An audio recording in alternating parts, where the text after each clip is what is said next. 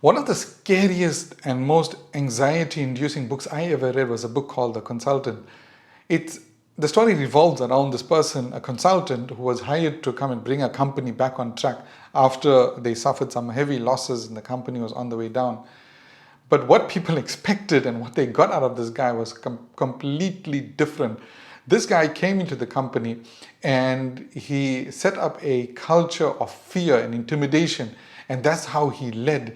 He basically monitored his staff in every aspect of their lives, both their professional and private aspects. He monitored their computers.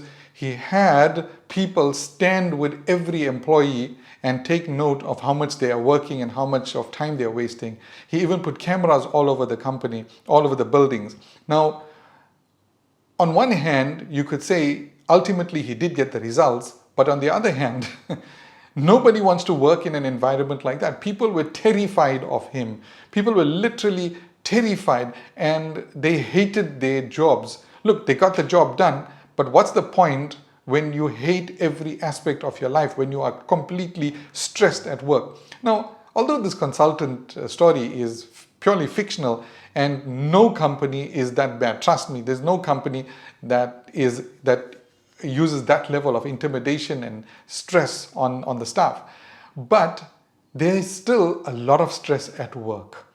A lot of people experience a lot of stress and we don't realize how bad this is. We don't realize how much harm this is doing, not just to our mental and emotional health, but also to our physical health. Remember, we work for about 80,000 hours in our lives.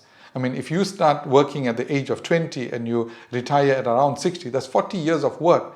80,000 years, 80,000 hours, and almost a third of your life are spent at work. So it's crucially important that you ensure that the stress you experience at work is minimized and what little stress you do feel is managed. But there's something you need to keep in mind also, which is that there's no perfect stress-free environment anywhere in the world. Take my own example. I had the experience of working in other companies and also running my own business. When I worked for other companies, it had its own kinds of stress. The major stress there was internal company politics, poor work culture, not being able to realize my own vision. And then so I started my own business where I could control all of those things.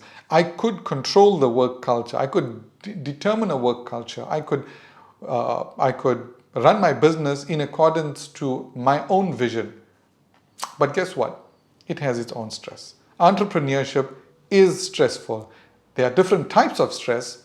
And to me, being an entrepreneur, running my own business and making sure that my vision is realized in the way that I would like to makes it all definitely worth it. But still, I need to manage the stress. Otherwise, this stress is going to make me counterproductive at work. The more I let myself get stressed, the less productive I become. And as the CEO of the company, if I'm unproductive, if my mind is cluttered, if I'm constantly stressed and I'm getting sick and running to the doctor, it's going to affect everyone in the business, not just my staff, but my students also. So it's something that you need to keep in mind also, that when you are stressed out at work, you're causing yourself a major, major harm. Stress is a killer, but what causes it? Now, the best analogy I could come up with is the law of thermodynamics, right? So let's go into physics. In the the second law of thermodynamics, more or less what it states is that when you have a closed system and that system is left alone, then over time entropy builds up. And that entropy leads to chaos, and that chaos leads to decay. Now here's an easy example, your bedroom. If you don't make the effort to clean your bedroom regularly, what happens is your bedroom becomes more and more dirty, more and more cluttered, until such a point it just becomes one chaotic mess. And just being in there or trying to find something in your bedroom becomes almost impossible. It's the same case with a garden. If you don't take care of a garden, then weeds start cropping up, then bugs start moving in, your flowers start dying or your veggies start dying, and then you're left with nothing more than a bush. That's all that will be left. Now, take that analogy and extend it to your mind. Our minds are closed systems, and every day of our lives we are experiencing different thoughts and different feelings, and these are accumulating.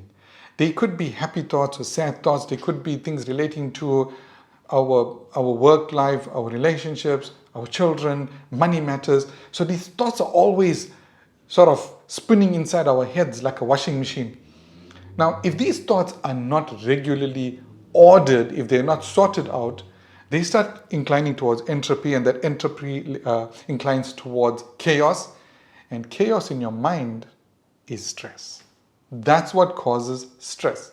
Now, at work, a lot of times we might have a negative encounter with a colleague, for example. And you notice how when that happens, maybe there's an exchange of words in the boardroom or in the corridors, how that affects you for hours, if not days afterwards. What is that? That is the thought of that unpleasantness, maybe the regret of that unpleasant incident, maybe some things that you said that were unpleasant or that were said to you that were unpleasant. These thoughts are bouncing inside your head like a pinball.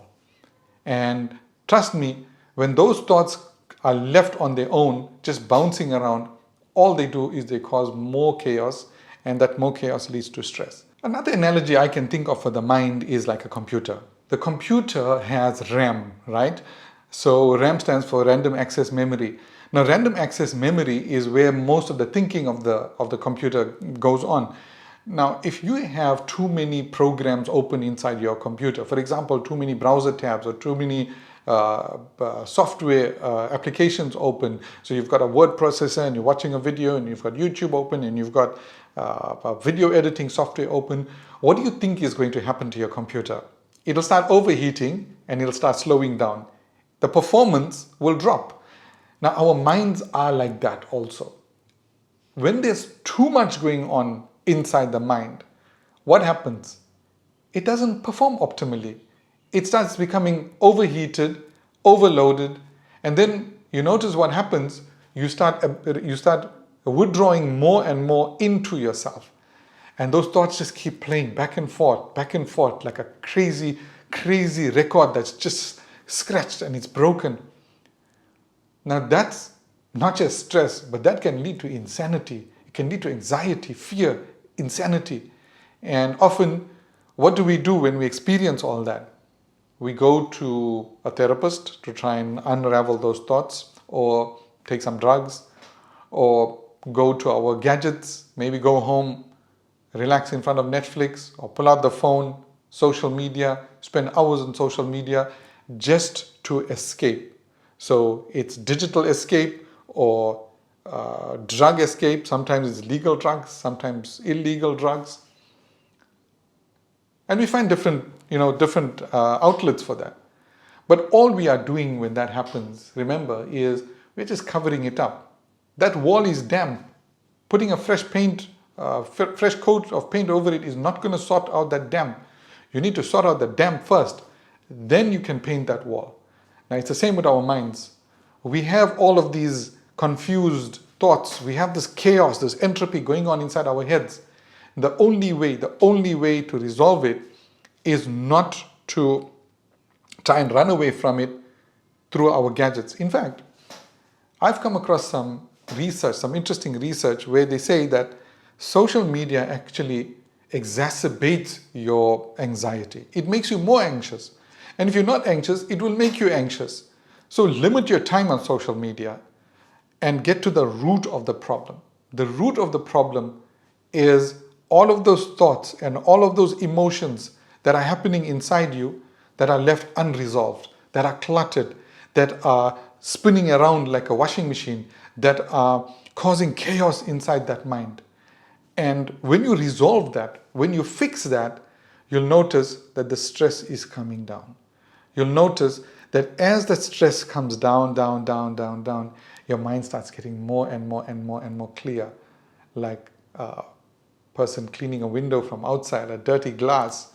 As that squeegee goes up and down, it's so satisfying to see that window getting more and more clear. And that's what's going to happen to your mind. Recently, I was asked to come and speak at a school, particularly to the grades 10, 11, and 12 boys, because the school felt that these kids were the most impassionate, lost human beings that they had ever encountered. They felt like these kids were just shuffling through life. They had no spark inside them. They had no ambition inside them. And they wanted me to speak to these kids. So I went and I spoke to them. But in the course of that talk, the teachers and the principal found something unusual. They found that this very same impassionate lot of students were suddenly very energized. And not just energized, but they were speaking passionately, and they were also very, very responsive. So they were taken aback. Now, you young people, let me tell you something. When people tell you that you are lost, that you are lazy, that you are lacking passion in life, that you don't have a direction, when you hear things like, they don't make them like they used to, listen to me, ignore those people. Ignore them, because you are none of that. That's not you. The problem is that you haven't found your passion. You haven't found what ignites that passion in you. You haven't found what makes you excited. And all I did when I spoke to those kids is that I spoke about things that do make them excited. I know what kind of things makes them excited. When you talk technology, when you talk gadgets, when you talk about what's going on in the world, they love that. And all I did was throw that topic at them. Now you are the same. You have certain things that you are passionate about. But unfortunately, there's two problems that you are facing. One is that you've never been taught, 12 years of school, and you've never been taught how to recognize yourself, how to recognize what you are truly passionate about. And I do this when I go to schools. I speak to them about what makes them tick, what are their passions. And 9 out of 10 kids can't describe for the life of them, even if I had to hold a gun to their heads, they can't describe what they are truly passionate about. Why? Because you've never been taught. I think it was Aristotle who said, know thyself. And today we don't know ourselves. Our minds are cluttered with all sorts of other things. But do we take time to think about ourselves? When was the last time you took time to think about who you are and what your passions are? Forget everyone else. Forget for the time being your parent, your partner, your children, your co-workers, your boss, your staff. Forget all of them and think about you, the individual. Who are you? You ever thought of that? I doubt it. So that's what happened with these kids, and that's what's happening to most of you. You don't know what you are passionate about, number one. And the second thing is you are living someone else's life. Yeah, you are living someone else's life. In other words, you are trying to please someone else. Yesterday I spoke to a dad who called me and said, look, my daughter wants to do dentistry, but I'm not really sure that she likes it because she's a clean freak. And I can't imagine her looking down other people's mouths the whole day, every day of her life as a career. So I asked him then what made her decide on dentistry of all things. And he gave me the most surprising, well, not so surprising for me, but the most depressing answer. He said, it's because her uncle is a dentist and he had some nice things to say about dentistry and how much of money dentists make. So she's now motivated by that. So it's the uncle that's influencing her. Child, are you going to live your uncle's life or is he going to live your life? Are you going to listen to your uncle in every aspect of your life? Or your mom, or your dad, or your teacher, or your neighbor, or whoever? Or are you going to live your own life? Are you going to let someone else tell your story? Or are you going to tell your own story? So forget that. Forget about what others are telling you. Live your own life. Find your own passion and live your life according to that passion. Find a career that is related to that passion. It might seem the most silly, ridiculous, mundane things, but I know of people who had a passion for something and they followed that passion. And they are successful. And by success, I don't just mean money. Money will come. My dad used to always tell me, never chase money. Never chase money. Chase your passion, money will come. In other times, he would say, chase quality and service, money will come. And so when I found myself working in certain companies, in certain environments, there was no passion. There was no real drive to go to work every day. But when I started my own business, through all the challenges, through all the difficulties, I love every moment of it. It's like I say, entrepreneurship is difficult. And we've been through some really, really rough times in my business. Like there were times when we lost hundreds of thousands of rands. There were times when my students, there was one student, this was the most stressful time I think in my business so far, when she had survived an attempted rape. There were times when we took on clients that were absolute bullies, and they were so bad that I went through like 4 project managers, and that was extremely stressful. I went through times when my team messed up so badly that we completely lost face with our clients. But through all of that, because I am passionate about this business, it pushed me along. That passion is what carried me. It's something that Rumi said. There's a quote that I got from Rumi. He said that, let yourself be silently drawn by the strange pull of what you love. It will not lead you astray. Let yourself be pulled by the strange pull of what you truly love. It will never lead you astray. So forget what others are saying.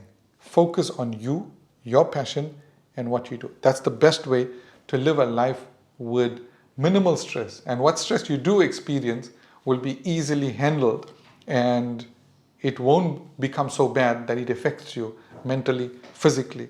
I've been there.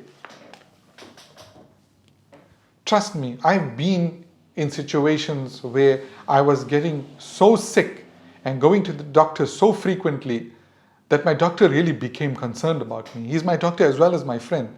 And he sent me for blood tests. He sent me for x-rays. There was a time he even feared I might have some kind of cancer. But really, at the end of it, it was because I was working in a very stressful place. And I had people that I worked with who were stressing me out completely. And this was leading to all kinds of physical health issues, let alone mental health, emotional health. It was affecting my relationships also. But then when I started my own business, through all the stress, I don't know when was the last time I was sick. I don't know when was the last time I went to the doctor. And that too, I recall saying to my doctor, or him saying to me, that I'm seeing you after a very long time. So I told him, it's unfortunate in a sense because you're my friend, but it's also fortunate in a sense that you are my doctor, and the less I see of you means the better is my overall health. So it was getting out of that stress that enabled me, or getting out of that job that enabled me to manage my stress. But sometimes that's not always an option for everyone. Sometimes you have to hold on, you have to hang in there. But then my question is, what is your long-term plan for you? Now, when I speak to people about stress, and I ask them, really, what is stressing you out? I found that there's 4 major stresses in our lives, really. 4 major stresses. The one is, believe it or not, the thing that stresses people the most is unresolved issues. Trust me, there is nothing more stressful than an unresolved issue in your mind. And by unresolved issues, I mean issues of all kinds. And I'll take an example of the most mundane. Imagine you are watching a movie and you just come to the climactic part of the movie, and it's the part where things start turning around and everything is resolved and the power fails at that point. How stressed do you feel? You feel that the most important part, you've endured the entire story, you've been through the stress of that story, you've been through the anxiety, and just when that tension is about to be released, the power goes out. Or the story ends and they say to be continued. And that's the favorite part of movie and the series producers, right? Right at that point, they'll cut it and they'll say, right, continue next week. Now we know how we feel. Now it's the same with every aspect of life.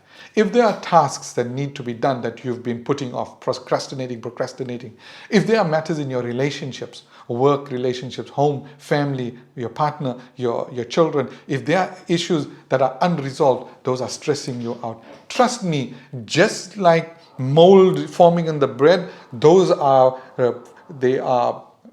they're forming like mold inside your head. They are fermenting inside your head and they are stressing you out. So what do? You tackle those tasks. Second, regrets. Regrets of the past. Now, a few episodes ago, I spoke about owning your past. And one of the reasons you need to own your past is because regrets of the past are what are stressing you out. And that stress is doing what? Guess what? It's holding you back from the future. It's holding you back from future success. The third one is worries.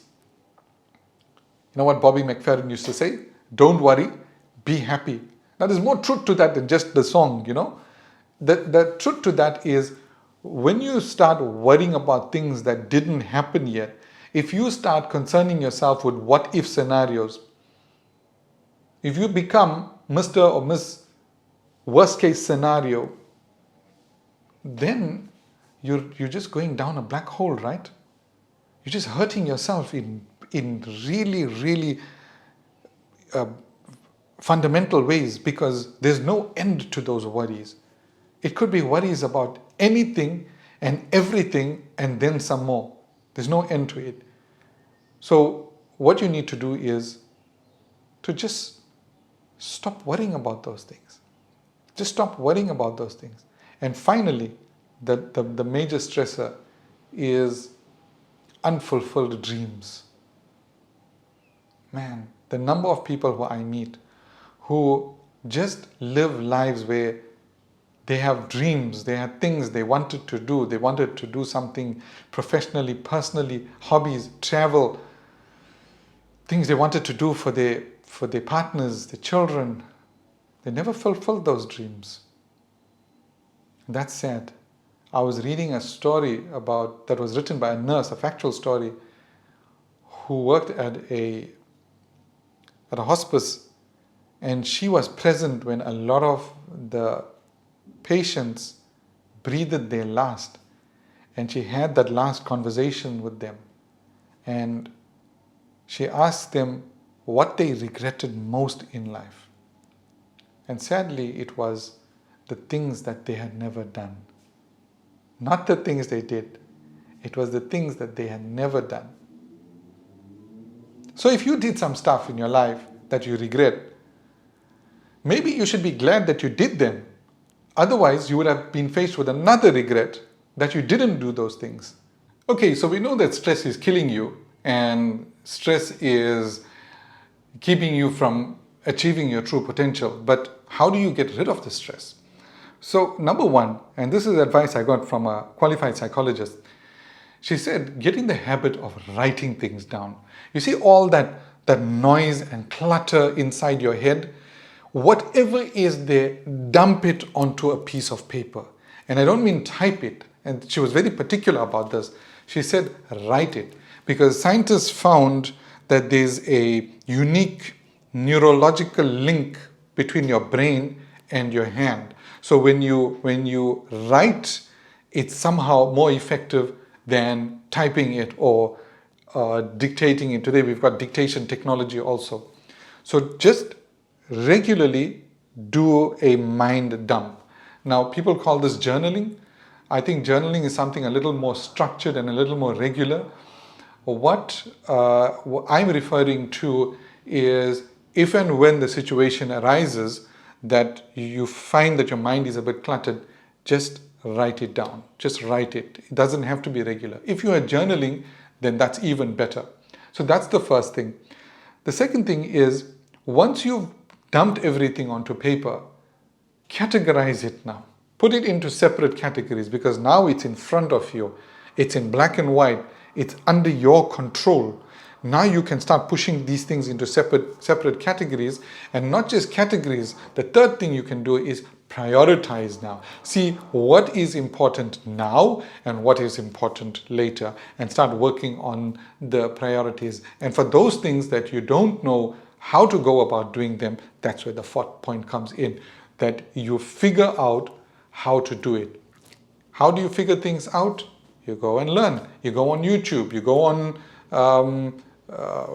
forums. You go and ask people, and you figure things out. And in that way, you will fix that. And finally, very important, and I keep saying this, and it comes up a lot in my conversations: meditate. There is nothing better than meditation to strengthen your focus and strengthen your mind. And when you add focus to any work, then you're adding exponential power to that work, because that level of focus will take that work to the next level. So when you meditate for 15, 20 minutes a day, what you are trying to do is to keep your mind clear of stray thoughts. And if you can achieve this, if you can achieve keeping your mind clear of stray thoughts for 20 minutes flat, then that is a mind that you can control. Throughout the day, you will be able to control what kind of thoughts come in your head and what thoughts do not come in your head. So if you sit down to do some work, some deep thinking work, you will have the control to push away all sorts of internal distractions. Remember, the distractions start in there, and then they go to the cell phone. It's not the cell phone that's always distracting us. That's the wrong. People think they lead themselves to believe that it's the phone that's causing the distraction. It's not. It's your mind that is looking for that distraction, and then it looks to the phone. Otherwise, it could be anything. You could look out the window, see a bird flying, and just get caught up with that. Just stare at the bird, or think about somebody or something. But that's where meditation comes in. It helps you control your mind. But not only that, I found that when I meditate in the mornings, it has an overall calming effect on me. I find that my mind is slowing down, my heart rate is slowing down, and I start feeling a lot more at ease and a lot more in control. So try that out. All right, so that's all I have to say today, and I hope you enjoyed this episode. But remember, stress is a major killer. Control it. Control it, and you'll be a much, much happier person. I'll see you next week.